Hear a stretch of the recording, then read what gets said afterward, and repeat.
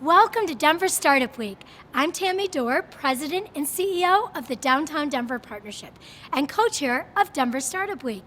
This year marks the 10-year anniversary of Denver Startup Week. DSW has been the catalyst for lots of change over the past decade.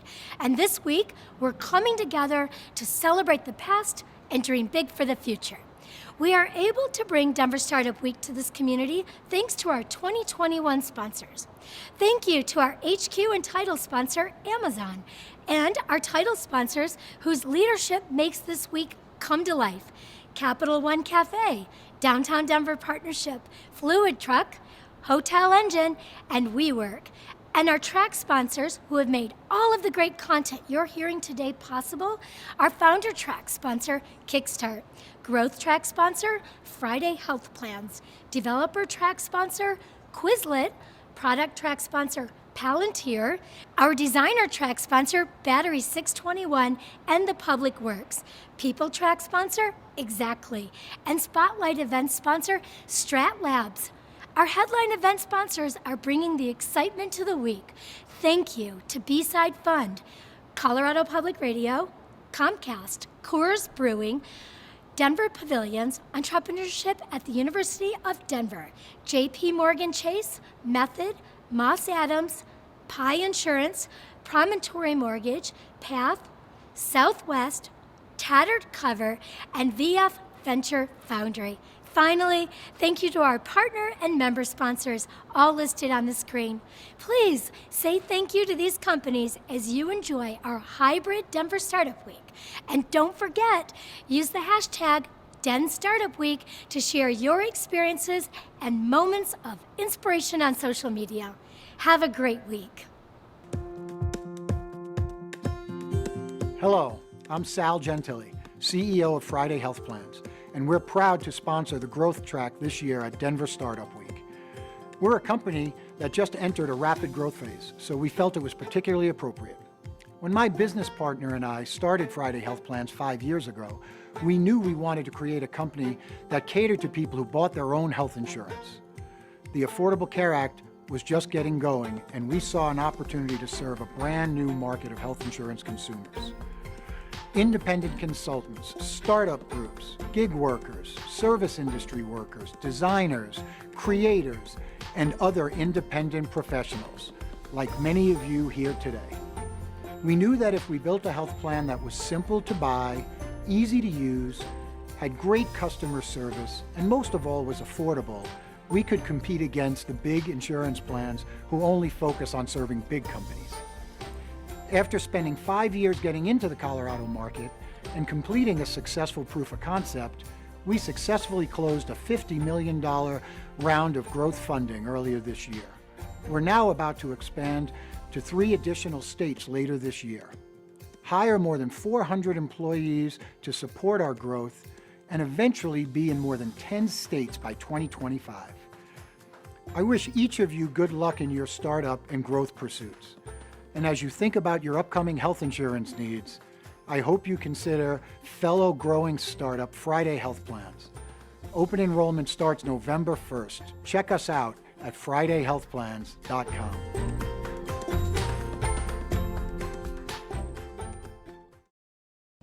Hello everyone, welcome to Denver Startup Week. I'm Jake Cohen, the Growth Track Chair and member of the Denver Startup Week Organizing Committee. Thank you for joining us for the 10th anniversary of Denver Startup Week. At Denver Startup Week, we strive to make all of our sessions a space where attendees can connect, learn, and grow.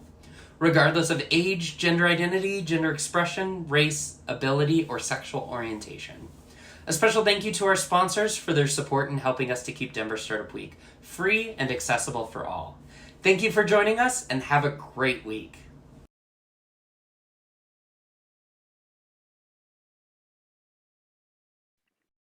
All right, Denver Startup Week. I am so excited to be here. We're going to be talking about closing high value services virtually. My name is Kim Orleski. I am the CEO of KO Advantage Group as well as Sales Unicorn, and I am thrilled. Absolutely thrilled to be here with you. So I like to present a little bit different. I don't know how you got to some of the other, or how you were interacting with some of the other presenters. But for myself, Zoom is my preferred platform of choice. So at all times, I will have the chat and the Q&A open. What? While we're presenting, which allows me to continuously keep engaged with you, everyone in the audience. Please go ahead and even in the chat, let me know like who you are, where you're from. Are you from Denver? Are you outside of there? Are you even not even in Colorado? Are you coming from somewhere completely different?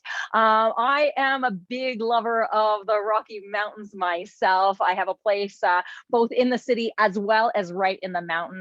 And it is such a pleasure to see all of you, even if I don't get a chance to see your bright, smiling, shiny faces. Well, thank you, Aaron. Aaron from Denver, Brian from Boulder and Denver. He's straddling both places. We have a few people that moved to Denver a few months ago. Oh, wonderful. Right. I hope you're enjoying it so far. Yeah, Denver, awesome. Right. We got all the shout outs. Do we have anyone not from Denver in the room, not from Colorado in the room? I'd love to hear from you. Yes. And so we're going to be talking about a lot of things. Thank you, Shelly, for introducing yourself on LinkedIn. I'm actually going to be asking you a little bit later in this presentation to share your LinkedIn profile because we are talking about connecting. We're going to be talking about prospecting as one of the aspects of the sales cycle. So today we're going to be covering three main topics. I had to skip out two of them. I'm sorry, I only get so much time, but I'm going to give you an opportunity to find out more about that. I'm going to give you those materials for free at the end of this presentation, so stick around. But the three that we're going to be covering, right? So number one, the first thing you would want to know is how many meetings do you need, right? How many conversations do you need to have? Also in the chat, if you can, tell me, are you a service-based company? Are you business to business? Are you business to consumer? I want a little bit of a read of the room. I change my examples based on who we have in the majority of the room. Awesome, B2B consulting, services, service-based. Yes, okay, perfect. You are all you consultants are in the right room. Software, as long as you're high-end SaaS, I'm gonna love you today. Service-based group coaching, wonderful. Okay. So the first thing we usually cover is the number of meetings. Today, I'm going to assume that you either know the number of meetings that you need to have on a weekly basis. If you're not really sure, you're going to want to connect with me afterwards for that free information. Number two, we are going to be talking about virtual selling. Okay, virtual sales is kind of the new vogue thing that 2020. We've been doing it since 2017. We've been masters at this for a while. 2020 helped to bring us to the forefront when it came to virtual sales. We're going to talk about some of the trends that you're going to be seeing over the next few years and why, if you're not already doing this, you might want to jump on board with some of these other opportunities going forward. Next week, I'll be presenting, for those of you who are HubSpot lovers, you may have seen Inbound's presentation next week. I'm the opener for Inbound, right? So you get me here. I'm going to give you a little sneak peek into some of the conversation we'll be having there. Number three, virtual prospecting. So to Chalet, who went ahead and promoted her LinkedIn profile, if you can, Alt-Tab will help you flip through some tabs. If you're a Windows person, Command-Tab, if you're an Apple person, will allow you to flip through tabs. Go get that LinkedIn profile. You're going to want it a little bit later because this is going to help you to generate way more conversations with way less effort. Number four, we're going to be talking about the best method you can to have those conversations. So all of you consultants, all of you software professionals, all you people who are trying to build up, how do I get more money from these clients? How do I get it to a point where I'm not leaving money on the table? I'm going to give you what you need to say. And I'll give you a hint, it actually doesn't even end in a period. It ends with a question mark. We'll talk more about that. What I cannot cover today is the proposal that you will need to ultimately present that information in only 6 slides. I'll also give you that at the end of today's session. You can actually get the video and all of the templates and everything. That is my gift to you as long as you stay. So I'm giving you a whole bunch of incentives. But what we really want to cover is if there's any engineers in the house, right? My engineer friends, whoop, whoop. If you're out there, I want you to know that yes, even engineers can follow this. And why? Because we set this up as a process. You follow the process, you get to the results, okay? Do not pass go and collect $200 before you've made your way around the entire process. You have to follow each one of the steps and you'll get there, okay? I promise, but you cannot skip any steps. Okay. So my companies, I keep forgetting, I always think I have one, I actually have two. My companies are really delivering into virtual sales. So we have KO Sales U, which is the certification process you need as a small business owner, as a mid-sized business, to get your to yourself and your people the levels that you need. We go through it step by step with you. Think of this like a almost like, like a college where you have to do a lot of work, right? We're like a technical college when it comes to sales. We're giving you the information, right? We're actually engaging with you. I try to engage as much as I can in webinar format. You get even more engagement, one-on-one or like 12-to-1 instructor to student ratio. And we're helping you do the work as you go along. But we really develop great sales habits so that you're creating this as a cadence. Keep following it as long as you do it, right? What was Dory? Just keep swimming, swimming, swimming. We're going to do the same thing, but with sales. Okay, let's talk about virtual selling. Okay, here's the reality. Oh, it's not going back, right? For half of us are like, yes, it's not going back, right? We'll never have to be in an office again if we don't want to. And the other half of us are like, it's not going back. I want to be able to go into an office. I want to be able to go somewhere else. So thankfully there's co-working spaces. Thankfully there's online engagement spaces. But the reality is companies as big as like Twitter and Slack have decided to become permanent work from home environments. Permanent. They're getting rid of their campuses and they're setting themselves up to be able to connect, not just from a seller's aspect, but from a buyer's aspect. I'm going to get you to switch your hats a little bit from time to time. We're going to talk about sales, but we're going to talk about buyers, being in the buyer's shoes today. And so if you're trying to go after a company, let's say it was Twitter or Slack, which would be incredible. But if you are trying to meet with a company like that, the only way you can connect with them now is going to be online. Now, for most of us, we're probably going to be going after some small, some mid, maybe some large size companies, but the same rules apply. I work with a lot of companies specifically in industrial manufacturing, even in some of like the oil and gas spaces and the energy services. And what they're finding is where they got used to showing up to a job site with a whole bunch of coffees and a box of donuts, now they're not able to do that. And so we need to move ourselves forward. But the reality is from company standpoints, they love it. Even if they say they don't, they love it because what they saw was higher profitability. We're not paying for travel expenses anymore. Higher productivity, right? Now that we don't need people to commute anymore, they're starting right at 8 o'clock. They're ending right at 4:30, 5 o'clock, 6 o'clock. They're taking shorter lunch breaks. We actually are seeing the data is showing this. But where a lot of companies are failing is they haven't changed the process in virtual sales. They think that what worked in person should work automatically through Zoom, through Teams, through Google Hangouts, whatever your preferred video communication channel is. And it doesn't. So how do we ultimately change that?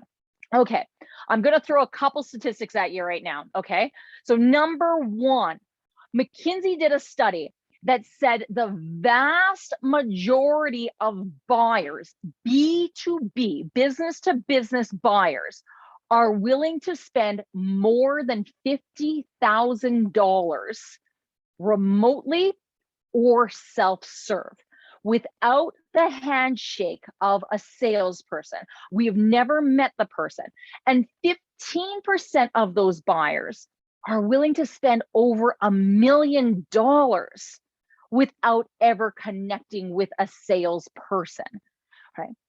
Number two, okay, LinkedIn said that 48% of salespeople ended up having sales greater than $500,000 without ever connecting with a buyer. I want you to take this information in here for a second, because I'm going to throw one more statistic at you. Okay. 70% of B2B interactions right now are already happening online. And the trends are actually showing that by 2025, less than 4 years from now, 3.5 years, they're thinking that number is going to go as much as 80%. Okay. We're now seeing the vast majority of connections from B2B buyers are preferred to happen online or through self-serve remote interactions. We're chatting with chatbots. We're having online conversations. We're just going ahead and selecting our features, and we're going forward with that way. So I threw 3 big statistics at you. What does this mean for your business? Right? Throw something in the chat if if you had like this epiphany moment, you're like, holy crap, right? But for the vast majority of us, what this really means to us is, number one, all those limiting beliefs that we had for ourselves. Oh, I could never sell that much money, right? Like there's no way, right? I would actually have to meet with the person. Oh, I have to stay within the Colorado area. I have to stay within Boulder. I have to stay within Denver in order to have these transaction sizes. Yeah, it'd be great to get a relationship with Twitter, but they're all the way in Silicon Valley and I'm all the way over here. That's never going to happen. Elisa's only thought was like, holy Toledo Batman. Right? And I'm with you. I'm like this should start blowing your mind. We should all be the blowing up mind emoji right now. Because what this means is that without a buyer ever going into our office, we can now be anything we want to be. We don't have to pretend our companies are a lot bigger than they are. We don't have to pretend that we're something like way greater than we are. We're all connecting in the exact same way. And whether you want to start expanding your geography out to Boise or to go down into Santa Fe, you want to go after bigger clients. And I don't care if that means you're going to be touching into Phoenix or Dallas, or this means that you have the opportunities to have fewer clients and more personal attention.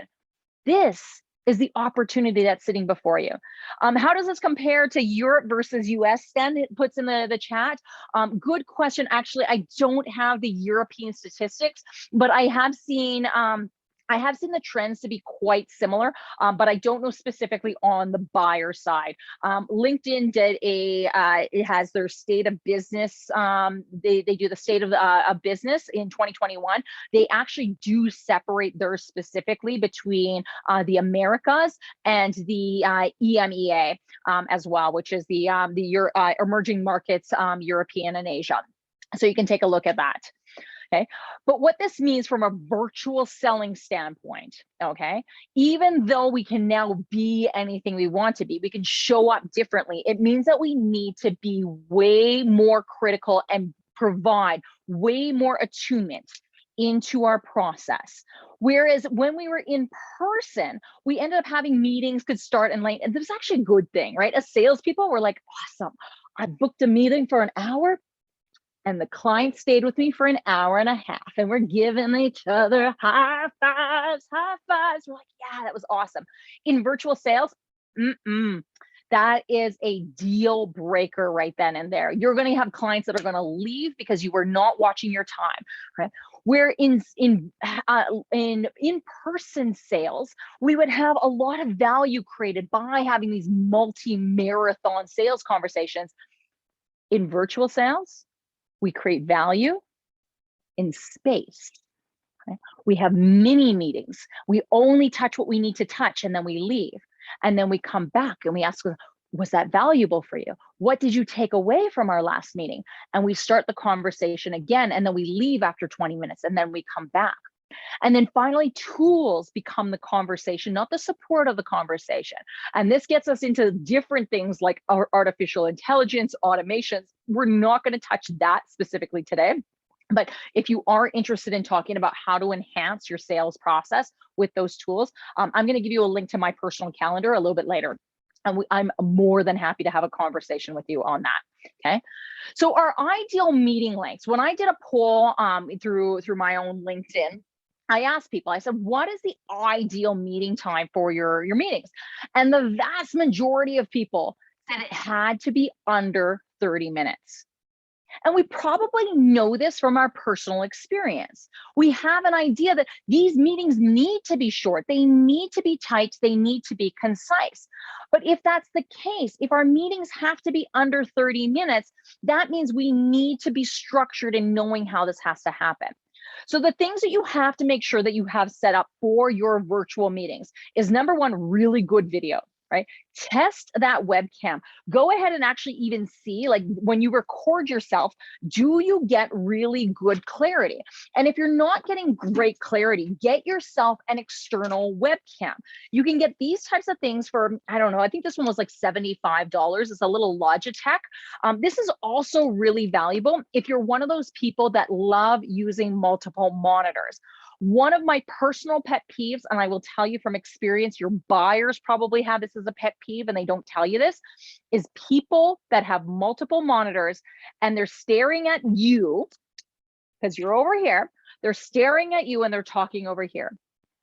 When the mind tries to mimic or tries to set up this, when I'm talking over here, what it's telling me is that this person isn't paying attention. Okay. Go and get yourself an external camera or change the focus of your monitor so that you're always looking in the direction of the person that you're speaking to. Number two, good audio. Okay, whereas people can forgive bad video, maybe your light is too dark, right? I actually have two really big lights here. They're actually photographer lights, but before that, I actually bought this off of Costco. It's actually specifically for webinars. It's a nice screen. I think it was like 60, maybe $60, $80. Can't remember what it was. But it gives you a chance to actually brighten, like do cooler, do warmer light so that you always have really good screen. Now, if you do have that, great question, Stan, I'll get to you in a second. Even if I didn't have these big lights, if the lighting was dark, right? You could forgive that bad lighting because you still have the opportunity to hear me really clearly. People will forgive bad video. You will not have any forgiveness on bad audio. Okay, so Stan has a really good question here around like noisy backgrounds, okay?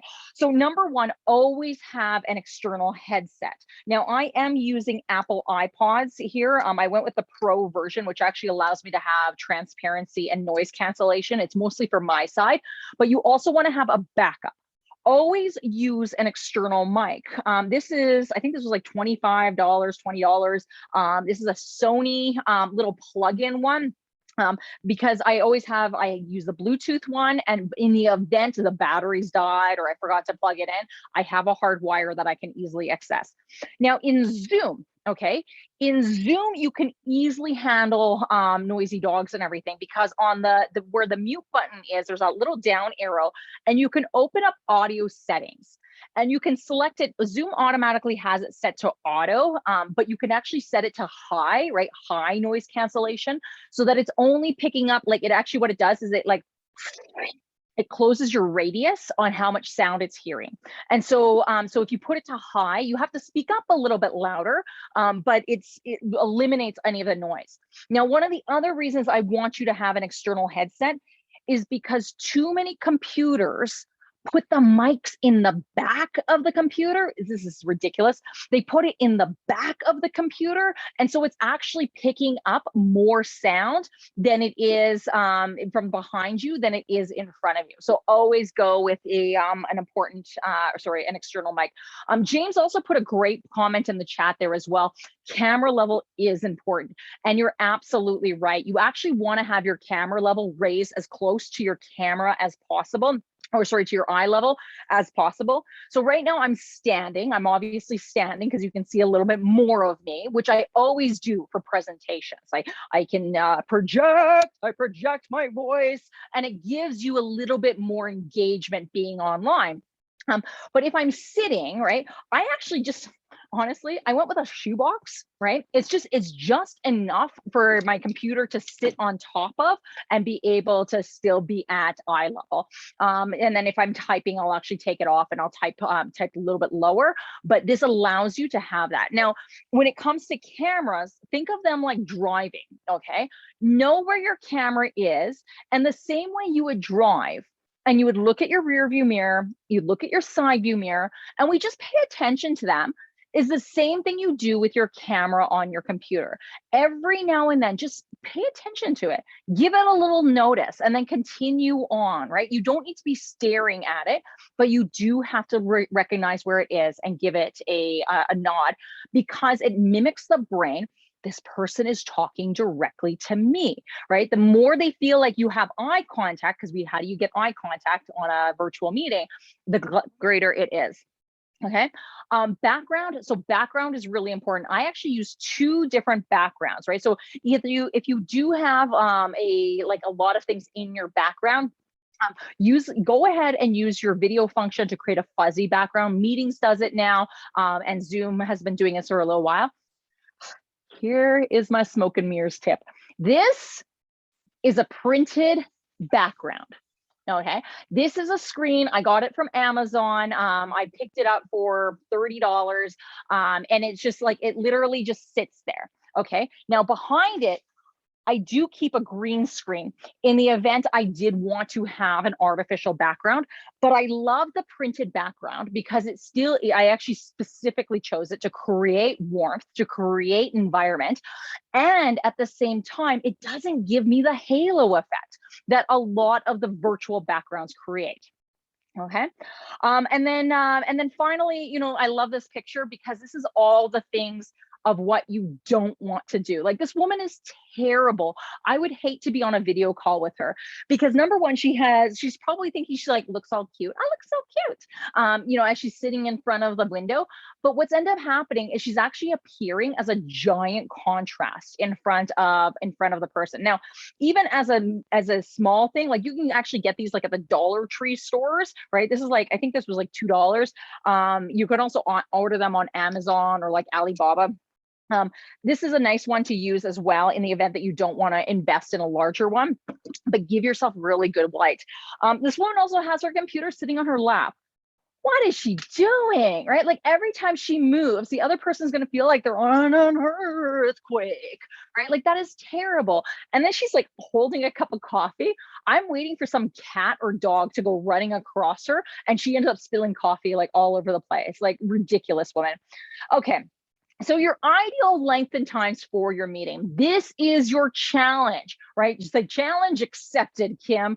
If you are not doing already, or if you're already doing this, say challenge achieved. So tell me challenge accepted if you're not, challenge achieved if you already are. Your challenge for all of your upcoming virtual meetings is 20 minutes or less. Oh my goodness, right? How do you have a sales meeting in 20 minutes or less? I don't see anyone chatting here. So either, I don't know if you guys are challenge accepted, or maybe I've already lost all of you. But yeah, we want to get ourselves to a place of 20 minutes or less. So how do we host a meeting in 20 minutes or less? Number one, we have to be okay with letting go of rapport. Oh my goodness. Okay. Rapport, remember what I said, value is created in the space between the meetings. Rapport is now created through online engagement or if you have time for it at the end of a meeting, not at the beginning, which means that when we get to the actual meeting phase, we need to get down to business, right? Hey, thank you so much. It's a pleasure to meet you, right? So what are your goals for the next 6 months? I immediately went with just that one question. I immediately went into business while at the same time being really friendly, not going direct like for the jugular. Tell me what keeps you up at night. I haven't even got a chance to talk to you yet. I don't even know who you are. By talking about goals, that's aspirational. That's that's lovely. That's exciting. There's like something sexy about talking about where I want to be in the future, right? Jen's still following along. A lot of you are challenge accepted. We're accepting the challenge of 20 minutes or less. So we need to be tight with these meetings. There's only a specific questions that you have to ask in each of these meetings. And I'm going to give you the questions that you need to ask in the first 2 meetings. If you want to talk to me about proposals, we'll talk at the end of today's session. Okay. But we need to follow the process specifically. So when we get to prospecting, I'm going to touch on prospecting a little bit here in a second. Then we're going to go to lead qualification. Then we're going to go to value creation stage. I am 100% okay if you do not get to proposal at this point in time. And the reason why is because if this was a romantic relationship and you felt anything less than 80% sure that the person you were proposing to, baby, I love you. We have this wonderful future together. Will you marry me? If you felt less than a coin flip that the person was going to say, no, I don't think so, you wouldn't go through all those steps. And so we want to look at that the same way as we look at our online clients. We want to be able to know that they're going to say yes. So if you for 1 second feel anything less than 80% sure that the client is going to say no, or anything less than the client saying yes, do not go to proposal stage. Stay in value creation stage. Okay, build more value. Spend 1 hour in value creation stage, then spending 1 hour creating a proposal that the person might say no to. Okay, so now we know that we're going to have shorter meetings. Okay, but how long will we wait for somebody to start? Okay, I'm going to go with you, right? You're a professional, right? You know that like this meeting was really important. You set up a meeting that is super important. We're not going to let anything get in our way. So how long are we genuinely waiting for that meeting to start? Well, the vast majority of people say they will not wait more than 5 minutes, right? Even fewer of them won't even wait more than 3 minutes, okay? Now, I'm guilty of waiting for 90 seconds. That is okay, Elise, because I want you to turn this around. Okay, when you're waiting for someone to enter the meeting and you're not willing to wait for 90 seconds, like you're out of there. Get me out of there. Now, if you are your buyer and as the seller, you're thinking, this is great. We're having really good conversation. I accepted Kim Orlesky's challenge of having a 20-minute meeting, but now it gets to minute 21, minute 22, minute 25. Oh, what did you just do to that person's next meeting? Because what this ultimately says is that their next client, their next meeting is not waiting anymore. And now you are the culprit, the source of making all of their dominoes fall, right? I am now late for every meeting beyond that. So what ends up happening, remember, value is created in space, okay? What we want to do is set up a 20-minute meeting. And when it gets to minute 18, you say to the client, you know what, this is a great conversation. I really want us to continue. I'd love to show you what we may have as a solution or how we might be able to work together. I only booked this for 20 minutes. Would you be available Thursday at like 9 o'clock and we can continue the conversation? Okay. The reason why someone will end up saying yes is number one, if you were concise and short with your time and you created enough value in 20 minutes, they're more likely to say yes. Okay. Number two, if they genuinely want to keep going with you, now that they see that you've respected their time, they're going to say yes. And if they didn't see the value, you'd never wasted more than 20 minutes. This is a win-win-win all the way across the board. And so what we end up doing is we end up in those 20 minutes holding ourselves true to what we're doing, delivering. We're going to get to a place where what do we actually do in those meetings? I'm going to get you there. And then we're creating more value. And we're creating these smaller 20-minute meetings that create way more value than marathon in-person meetings ever did. So our goal here, okay, I want you to write this down. You put it on a Post-it note, you stick it on your computer, and you remind yourself for every virtual sales meeting that you're going to be a part of, be bold, be brief, be gone. Set up your timer, know what you're doing, and when we get to that bold portion, we know exactly that we're just jumping into questions. We're just jumping into questions. The conversation will flow because we're the ones asking the questions, okay? So to get to those initial meetings, we have to do a little bit of social selling. Now, I'm not going to go into a ton of what social selling is. I'm going to go with the assumption that you know how to connect with clients. If you don't, contact me afterwards. We have a whole bunch of information on that as well. But really your biggest thing, commenting. Commenting is the new status update. And as long as you can go online, even if you don't post anything, comment on 3 people's posts every single day, every single day, every single day. You are going to see your profile views go like this. And the more people that are checking out your profile, the more people that are going to follow you. The more people that follow you, the more people that are going to engage with you and ultimately ask you for more meeting. But we're not just talking about just, that sounds really good. I want meaningful comments. I want comments that are entirely based around why you wanted that. Like, what does that remind you of? How does that remind you of your grandma's German Shepherd? Why do you love pineapple on pizza? Because it reminds you of a local pizzeria you used to go to as a family. Why do you like stand on a hill and say, Fleetwood Mac's Rumors album is the best album of all time because of this, right? I want like, like big, I want reasonings behind this. And if you comment with anything minus a because, right, then you're not doing yourself a service. You're just working for work's sake. If you're going to do it, make it count. So comment, okay? We have way more. Yeah, it is a fantastic album. Yeah, Jess, like you and I, we're together, right? We're like, of course, like, why would it anything else? Okay. We need social media. Our buyers are on social media. We need to be engaging with them on social media. And this doesn't mean that the posts are self-promotional. It means that we need to contribute to the conversation. We need to add to the conversation. Now, one of the things that you may choose to do is actually follow along those buyers, those ideal clients that you want, and start specifically commenting on their posts. But we'll get to that in a little bit.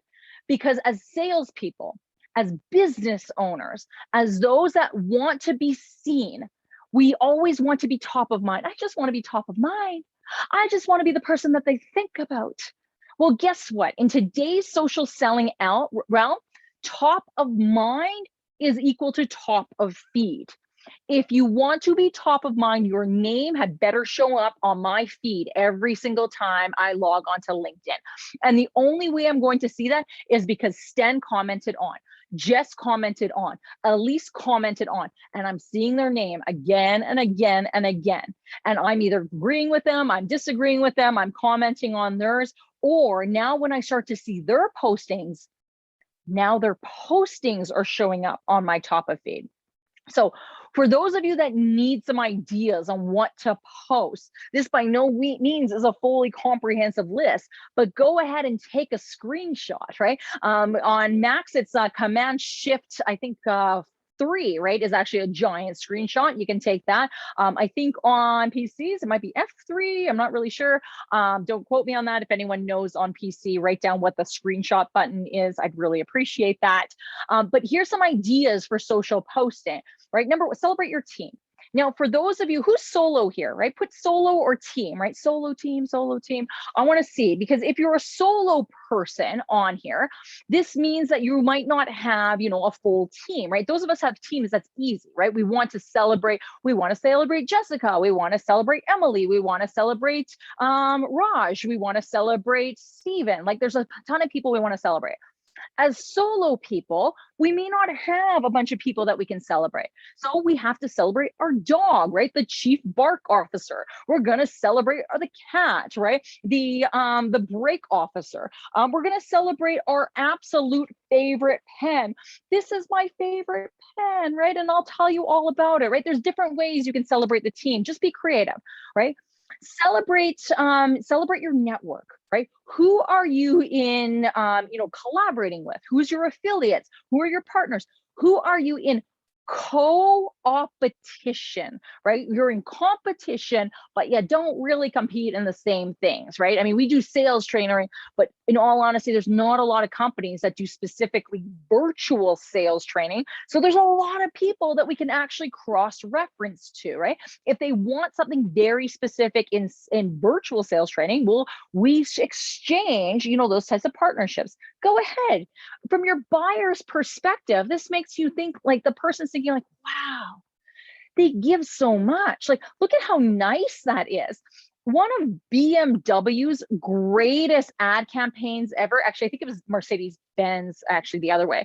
Mercedes-Benz was actually celebrating the former CEO of BMW when they retired. And that was like one of their greatest ad campaigns ever. And they said like, thank you for all of the years of challenging us to be better.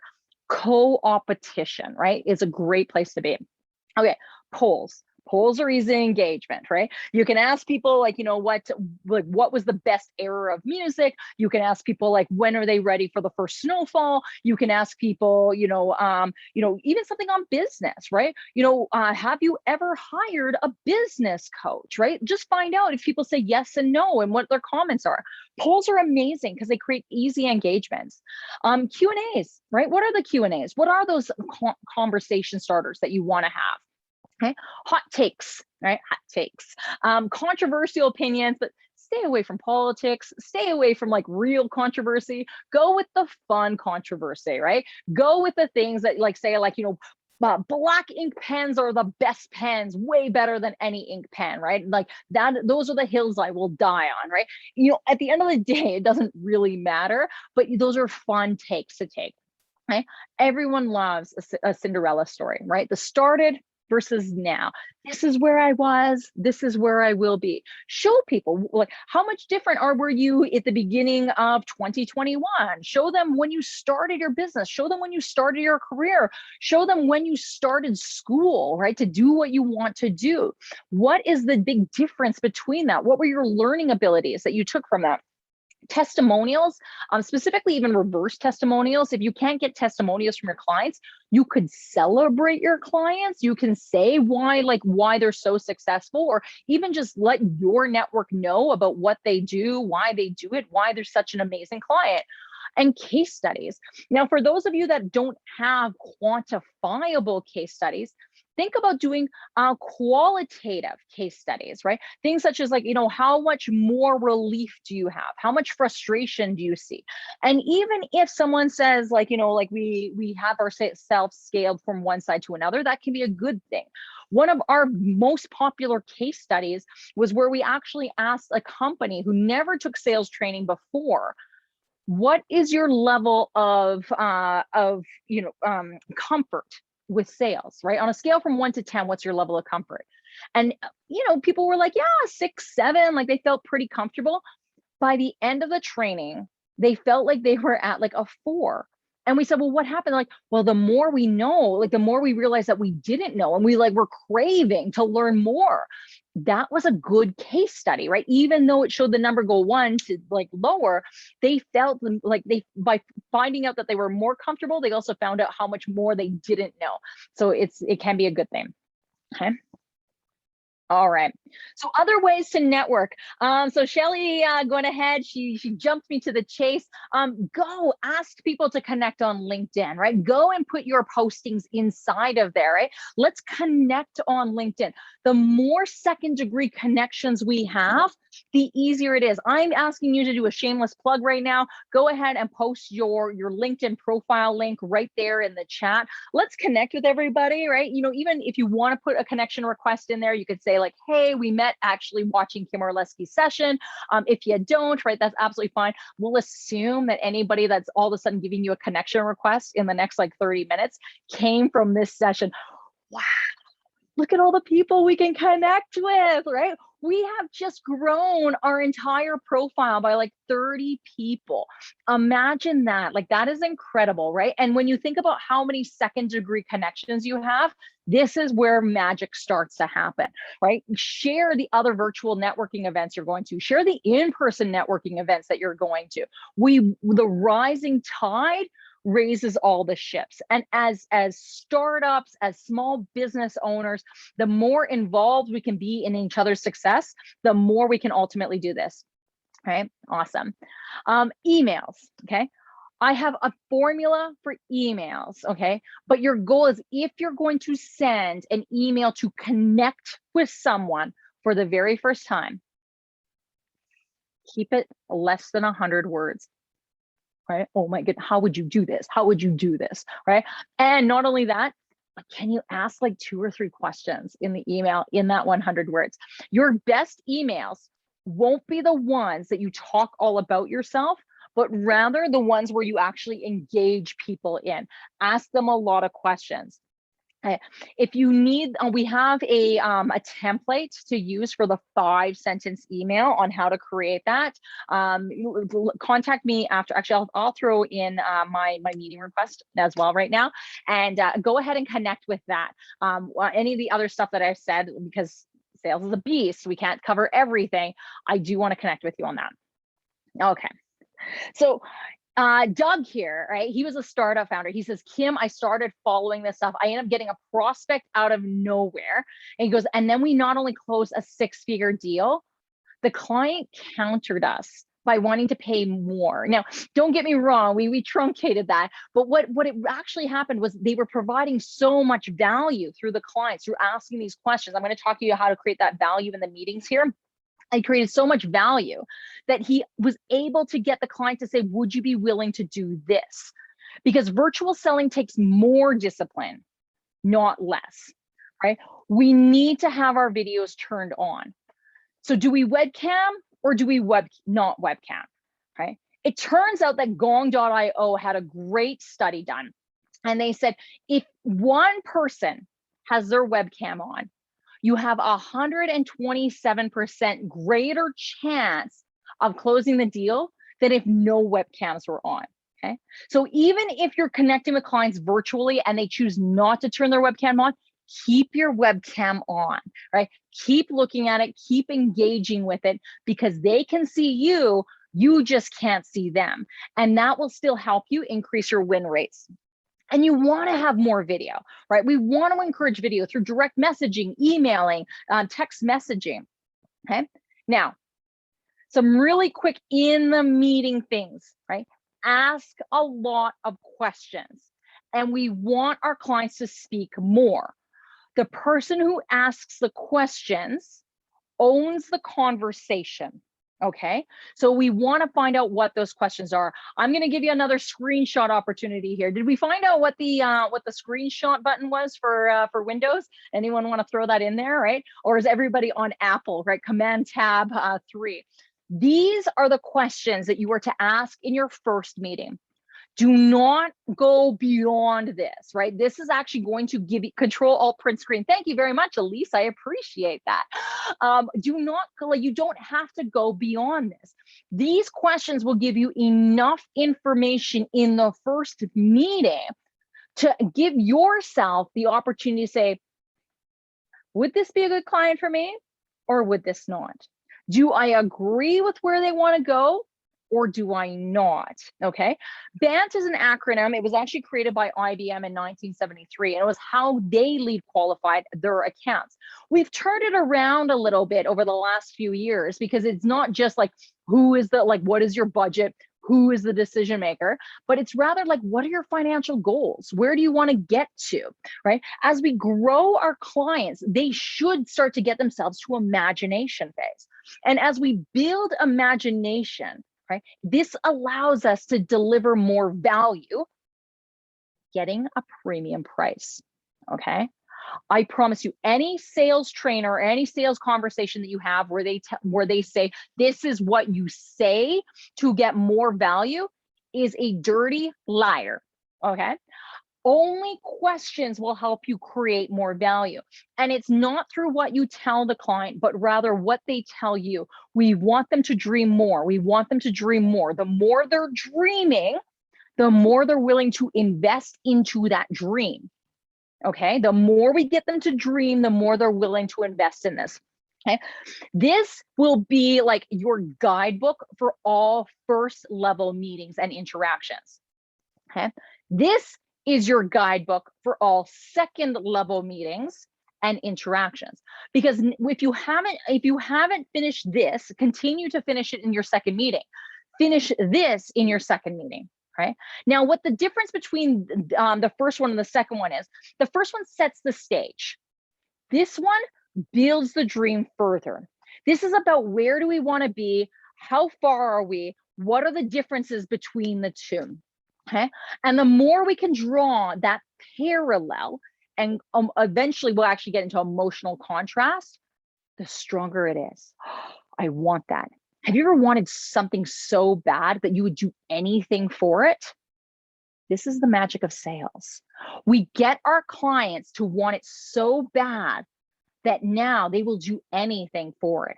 This is the difference between the premium providers versus those that sell at transactions. Those that sell at transactions end up working themselves into, yeah, just compare us on a spreadsheet.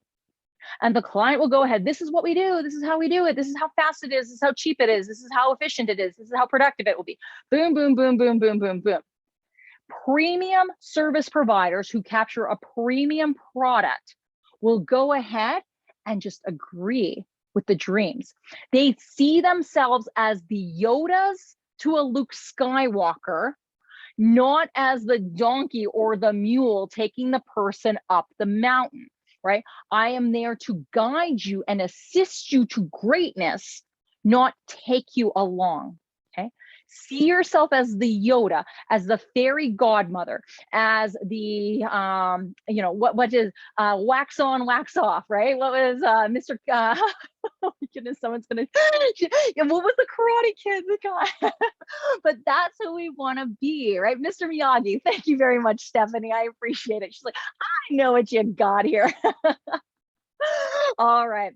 So as long as you keep practicing that, okay, it is not going to be easy. Just because you have the list doesn't mean you're going to be able to do it. I encourage you, now that you have all these connections on LinkedIn, reach out to some of these people. If you want to take it to that step further, reach out to us and we're more than happy to. But practice this. Sales is a skill. And just because you know how to do it now doesn't mean that you're going to be successful. Just because I have now officially given you the recipe doesn't mean that you can go ahead and just bake the cake. You may need somebody to go ahead and work with you, be able to help develop that skill, turn you into that Michelin star chef that you all deserve to be, turn you into that giant consulting firm with the glass windows and the beautiful view that you know that you deserve to be. Or in my case, 4-day work weeks. That was my dream. And we've established that now for our entire team. I don't do anything different than what we teach you, right? Do the work and you'll get there. Now, as you wrap up your meeting, go ahead and confirm the value with them, right? And I'm even going to confirm this with you. Like, was this valuable for you, right? What did you take out of today's conversation? And I love, whenever I start any new sales meeting or any new meeting with a client, my favorite question to ask them is, what was one thing that stuck out from you? Or what was one thing that stuck out from our last meeting? I love starting with that because what it does is it immediately gets the client talking. And what they will always talk about is what they learned between the meetings. Value is created in space, and they will always talk to you about who they discussed your meeting with, what's something they researched afterwards, what was something they ended up finding out from something else. And this is where you start to create a lot of the value. It's not just what was said in the meeting, it was all the work they did between the meetings to get prepared for this one. Okay. Thank you very much. I am Canadian. I know I left that one out. So when I said Rocky Mountain High, I'm up actually directly north of you in Calgary, Canada. As not too far from Banff, but I am LinkedIn's most influential sales leader to follow. I'm Success Magazine's most inspirational blogger. That is my third book, Sell More Faster. You can actually download the entire book. I'll actually write that here in the chat here for you. You can go ahead and download the entire book for free as my gift to you. If you'd like, let me go Sell More Faster book. Yeah, and that's actually me on the left. Okay, I know you're like, which one, right? Yeah, I know we look like twins, but no, that's just like my best friend Oprah. She doesn't know she's my best friend, but she's my best friend. I would love to have more conversations with you all, because we have we help business owners gain more transactions in faster times for way more money than ever before. I invite you to connect with us online. I actually am going to give you a gift of more time with me and my team. Oh my goodness, thank you all so very much. I'm seeing all the people applause. Thank you very much. Yeah, thank you. I really agree with this. Oh, you're all so very kind. I'm not seeing the link, says Elizabeth. Elizabeth, there is a QR code on the screen there. You could even just take a picture. I don't have the actual link. Oh, well, thank you, James. Please let them all know that that I was the best session. I do always appreciate that. Oh, and thank you very much to the panelists and everything. I do want to know what your one takeaway is from today. I think they're going to pull me off here right away, but I will. I'm just going to pause this share here. Oh, I don't know if I can pause it. Oh, yeah, right there. And in the meantime, I will actually try to find the actual the link, so it's not a QR code, and we can see if we can do it. If you have any questions, like I said, I do keep the chat open. I had the Q&A open, but you guys all love to speak in the chat, so I was cool with that as well. So feel free to go ahead and put any questions in there. But yeah, we have some takeaways already. And don't forget to either, I don't know if you can download the chat necessarily. Oh yeah, you can save the chat. I don't know if you all can save the chat. I might be the only one to save the chat because I'm the host. But if you haven't, make sure you are connecting with everybody online. It's great to know that or Sten says, yeah, screenshot the chat. That's another good idea as well, right? Make sure that you're taking yourself, using this information, right? Actually building yourself out a lot further. Oh yeah, okay. So Elise, oh great. So maybe, even let somebody know, right? Does somebody want to kind of take on ownership or like maybe share with the group, some of these individuals or even their screen share? That would be really helpful. I think everyone would get a lot of value from that. If someone wants to say that, I will go ahead and get you an actual, I'm going to stop the share here now. Okay, and I will put in the chat as well the link. Oh, and I'll put my own link in here. Actually, why not? Why not? Let's put in my my LinkedIn, and you're more than welcome. I think it defaults to follow, but if you go in there, you can actually connect with me as well. And I'm always honored to connect with more individuals. Any other questions? I don't think I see any. Ben, how did I do? Ben's the it says, how do you say the chat? There is like a little button there, I think. That was great. Great work. Okay. Well, thank you so much, everybody. You get like, I